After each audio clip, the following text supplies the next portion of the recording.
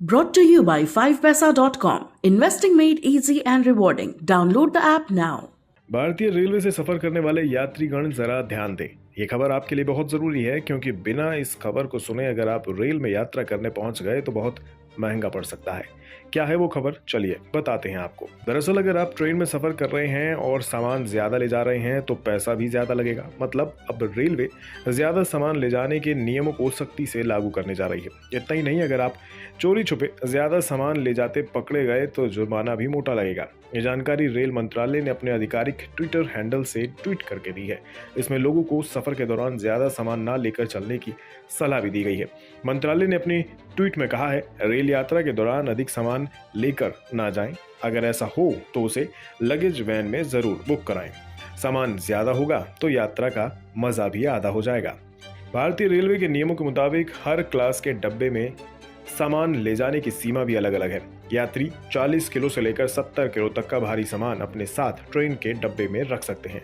इससे अधिक सामान होने पर यात्री को अलग से किराया देना पड़ सकता है। रेलवे ने हर कोच के हिसाब से वजन निर्धारित कर रखा है। जैसे एसी फर्स्ट क्लास में 70 किलो तक का सामान ले जाया जा सकता है, एसी 2 टायर में 50 किलो तक का सामान, AC 3 tyre, AC chair car और स्लीपर क्लास में 40 किलो तक का सामान आप ले जा सकते हैं और सेकंड क्लास में आप 25 किलोग्राम तक का सामान ले जा सकते हैं। सामान के लिए न्यूनतम शुल्क है 30 रुपए। जितना ज्यादा वजन उस हिसाब से कीमत भी बढ़ जाएगी। निश्चित सीमा से ज्यादा वजन होने पर यात्रियों से रेलवे ज्यादा शुल्क वसूल सकता है। इतना ही नहीं, अगर कोई यात्री ज्यादा सामान के साथ यात्रा करते पाया जाता है तो उसे अलग से बैगेज रेट का 6 गुना भुगतान भी करना पड़ सकता है, यानी जुर्माना मोटा वसूला जाएगा। मतलब अगर कोई 40 किलो से ज्यादा वजनी सामान के साथ 500 किलोमीटर की यात्रा कर रहा है तो यात्री को केवल 109 रुपए का भुगतान करके इसे लगेज वैन में बुक कराना होगा।